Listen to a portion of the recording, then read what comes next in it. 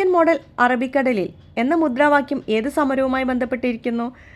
Repeated question ആണ്, ഒരുപാട് തവണ ചോദിച്ചിട്ടുണ്ട്. ഓപ്ഷൻ ബി ആണ് ആൻസർ, പുന്നപ്ര വയലാർ സമരം. 16ാമത്തെ ക്വസ്റ്റ്യൻ, കേരള ഹൈക്കോടതി ചീഫ് ജസ്റ്റിസ് നിലവിലുള്ള ആൾ മാറിയിട്ടുണ്ട് കേട്ടോ. ആരാണ്? ജസ്റ്റിസ് സൗമൻ സെൻ ആണ്, സൗമൻ സെൻ. പിന്നെ 2026 ജനുവരി 10 സത്യപ്രതിജ്ഞ ചെയ്തത് എന്നുകൂടെ ഓർത്തിരിക്കുക. സൗമൻ സെൻ ആണ്. 17ാമത്തെ ക്വസ്റ്റ്യൻ, കേരളത്തിലെ ആദ്യത്തെ സമ്പൂർണ്ണ ഡിജിറ്റൽ ജില്ല ഏതാണ്? ഓപ്ഷൻ സി ആണ് ആൻസർ, തൃശ്ശൂർ. കേരളത്തിലെ ആദ്യത്തെ സമ്പൂർണ്ണ ഡിജിറ്റൽ ജില്ല ഏതാണ്? ഓപ്ഷൻ സി ആണ് ആൻസർ, തൃശ്ശൂർ. 18ാമത്തെ question, transfer of power in India എന്ന ഗ്രന്ഥത്തിൻ്റെ കർത്താവ് ആരാണ്? ഡി ആണ് ആൻസർ കേട്ടോ, ഓപ്ഷൻ വി പി മേനോൻ. അപ്പോൾ വി പി മേനോനെ പറ്റിയിട്ട് ഒരുപാട് ക്വസ്റ്റ്യൻ പേപ്പറിൽ ചോദിച്ചിട്ടുണ്ട്.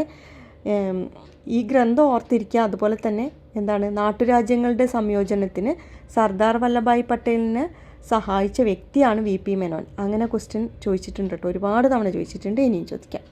19ാമത്തെ ക്വസ്റ്റ്യൻ, താഴെ പറയുന്നവയിൽ ഫ്രാൻസിൻ്റെ അധിനിവേശ പ്രദേശം ഏതാണ്?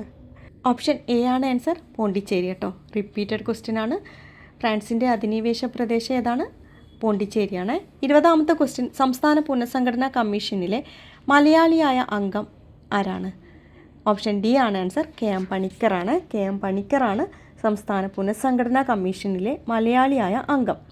21ാമത്തെ ക്വസ്റ്റ്യൻ, റൂർക്കേല ഇരുമ്പുരുക്കി വ്യവസായശാലയ്ക്ക് സഹായം നൽകിയ രാജ്യം ഏതാണ്?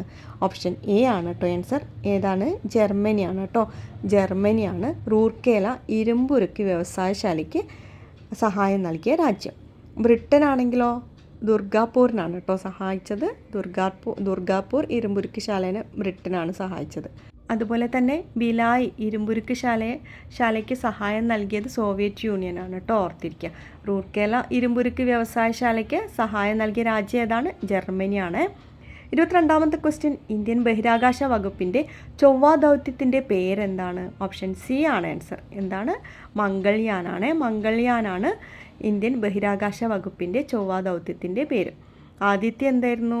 സൂര്യൻ്റെ കൊറോണയെ പറ്റി പഠിക്കാൻ വേണ്ടിയിട്ട് ഉള്ള ദൗത്യമായിരുന്നു ആദിത്യ അല്ലേ. ചന്ദ്രയാനാണെങ്കിൽ ഇന്ത്യയുടെ ആദ്യ ചാന്ദ്ര പര്യവേഷണ ദൗത്യമായിരുന്നു കേട്ടോ. ചന്ദ്രയാൻ 1 പിന്നെ 2 ഉണ്ടായിരുന്നു.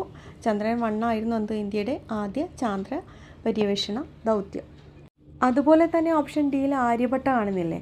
ആര്യഭട്ടയ്ക്ക് ഒരു പ്രത്യേകത ഉണ്ട്. എന്താണ്? ഇന്ത്യ വിക്ഷേപിച്ച ആദ്യ കൃത്രിമ ഉപഗ്രഹമാണ് ആര്യഭട്ട എന്ന് പറയുന്നത്. ഇന്ത്യ വിക്ഷേപിച്ച ആദ്യ കൃത്രിമ ഉപഗ്രഹമാണ് ഏത്? ആര്യഭട്ട കേട്ടോ. പിന്നെ അതുപോലെ വിക്ഷേപിച്ചത് എവിടുന്ന? സോവിയറ്റ് യൂണിയനിലെ വോൾഗോഗ്രാഡ് വിക്ഷേപണ കേന്ദ്രത്തിൽ നിന്നാണ്. ജസ്റ്റ് ഒന്ന് ഓർത്തിരിക്കുക കേട്ടോ. ആര്യഭട്ട വിക്ഷേപണ സമയത്ത് ISRO ചെയർമാൻ ആരായിരുന്നു എന്ന് ഒന്ന് ഓർത്തിരിക്കുക, ചോദിക്കാം. സതീഷ് ധവാൻ ആയിരുന്നു കേട്ടോ. ആര്യഭട്ടൻ്റെ വിക്ഷേപ സമയത്ത് ISRO ചെയർമാൻ ആരായിരുന്നു? സതീഷ് ധവാൻ. 23ാമത്തെ ക്വസ്റ്റ്യൻ വായിക്കുന്നുണ്ട്.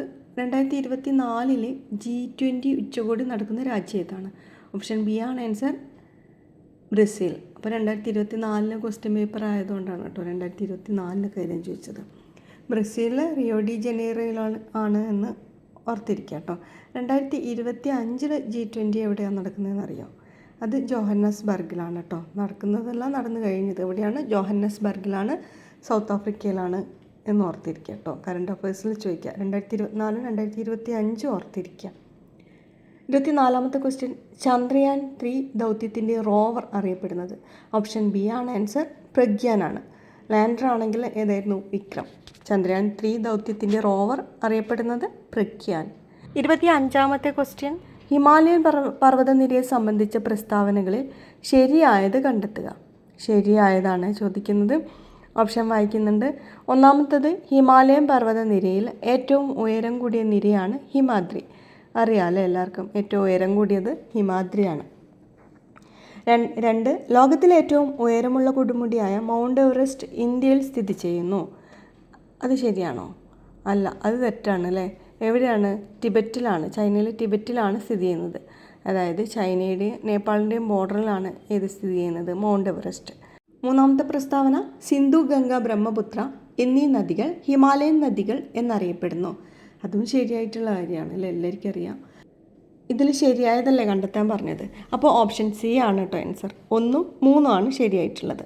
1, 3 ഏതാണ്? ഹിമാലയൻ പർവ്വതനിരയിൽ ഏറ്റവും ഉയരം കൂടിയ നിരയാണ് ഹിമാദ്രി, ശരിയാണ്. പിന്നെ 3ാമത്തെ ഓപ്ഷൻ സിന്ധു, ഗംഗ, ബ്രഹ്മപുത്ര എന്നീ നദികൾ ഹിമാലയൻ നദികൾ എന്നറിയപ്പെടുന്നു. അതുപോലെ മൗണ്ട് എവറസ്റ്റ് എവിടെയാണ് സ്ഥിതി ചെയ്യുന്നത് ചോദിച്ചിട്ടുണ്ട്. അത് ചോദിക്കാം കേട്ടോ, പ്രസ്താവന അല്ലാണ്ട് ചോദിക്കാം. എവിടെയാണ്? ടിബറ്റിലാണ് കേട്ടോ, ചൈനയിലെ ടിബറ്റിലാണ്. 26ാമത്തെ ക്വസ്റ്റ്യൻ വായിക്കുന്നുണ്ട്. ഇന്ത്യയുടെ അതിർത്തി രാജ്യങ്ങളുമായി ബന്ധപ്പെട്ട പ്രസ്താവനകളിൽ ശരിയായത് കണ്ടെത്തുക. ഒന്നാമത്തെ പ്രസ്താവന 7 രാജ്യങ്ങൾ ഇന്ത്യയുമായി അതിർത്തി പങ്കിടുന്നു. ശരിയാണ് അല്ലേ?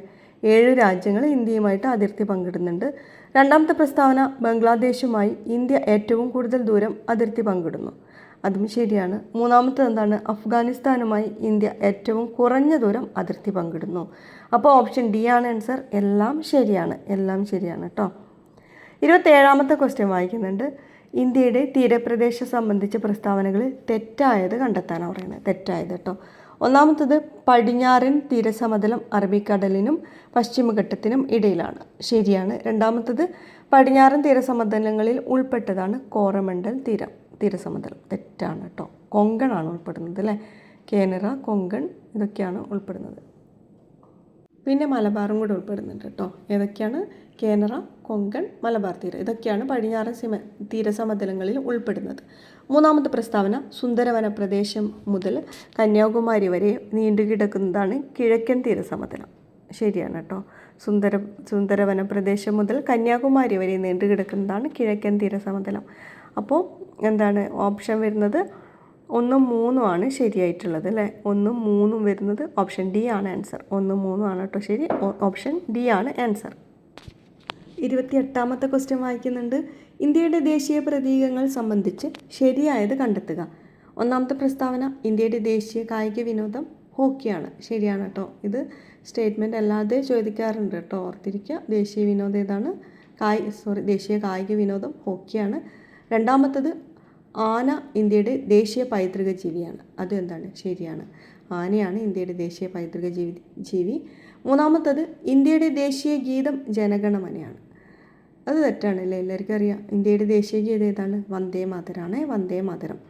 അപ്പോൾ ഓപ്ഷൻ ശരിയായത് 1ഉം 2ഉം ആണ്. 1ഉം 2ഉം വരുന്നത് എ ആണ് ആൻസർ. ഓപ്ഷൻ എ ആണ് കേട്ടോ ആൻസർ. ഇന്ത്യയുടെ ദേശീയ കായിക വിനോദം ഹോക്കിയാണ്. പിന്നെന്താ? ആന ഇന്ത്യയുടെ ദേശീയ പൈതൃക ജീവിയാണ്. 29ാമത്തെ ക്വസ്റ്റ്യൻ. ഇന്ത്യയിലെ നദീതീര പട്ടണങ്ങൾ സംബന്ധിച്ച് പ്രസ്താവനയിൽ ശരിയായത് കണ്ടെത്തുക. ഇന്ത്യയിലെ നദീതീര പട്ടണങ്ങൾ സംബന്ധിച്ച പ്രസ്താവനയിൽ ശരിയായത് കണ്ടെത്തുക.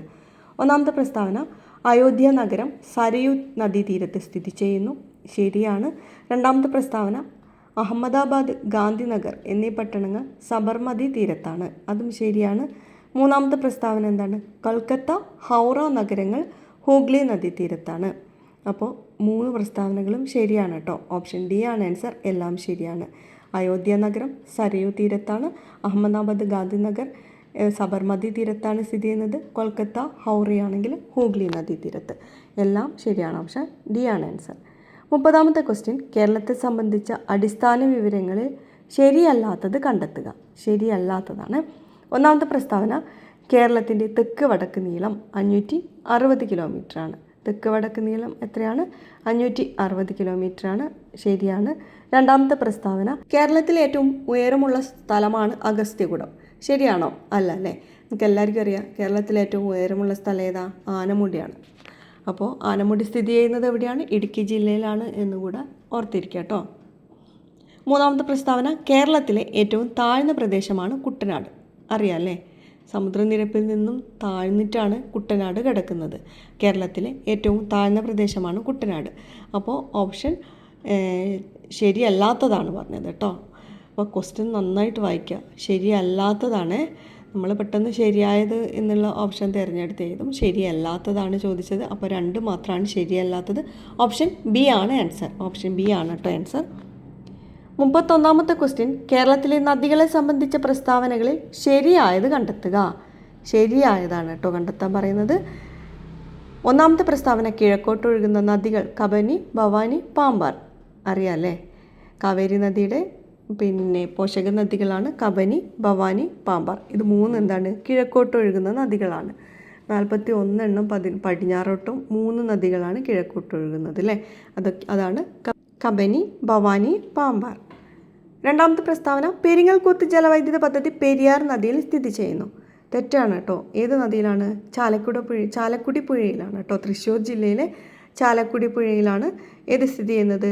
പെരിങ്ങൽകുത്ത് ജലവൈദ്യുത പദ്ധതി സ്ഥിതി ചെയ്യുന്നത്. മൂന്നാമത്തെ പ്രസ്താവന, ഏറ്റവും നീളമുള്ള നദികളിൽ 2ാം സ്ഥാനം ഭാരതപ്പുഴയ്ക്കാണ്. അതെന്താണ്? ശരിയാണ്. ഏറ്റവും നീളമുള്ളത് പെരിയാർ, 2ാം സ്ഥാനം ഏതാണ്? ഭാരതപ്പുഴയ്ക്കാണ്. അപ്പോൾ ഇതിൽ ശരിയായത് 1ഉം 3ഉം ആണ്. കിഴക്കോട്ടൊഴുകുന്ന നദികൾ കബനി, ഭവാനി, പാമ്പാർ. ഏറ്റവും നീളമുള്ള നദികളിൽ 2ാം സ്ഥാനം ഏതാണ്? ഭാരതപ്പുഴയ്ക്കാണ് അല്ലേ. അപ്പോൾ ആൻസർ ഏതാ വരുന്നത്? 1ഉം 3ഉം ആണെങ്കിൽ ഓപ്ഷൻ എ ആണ് ആൻസർ.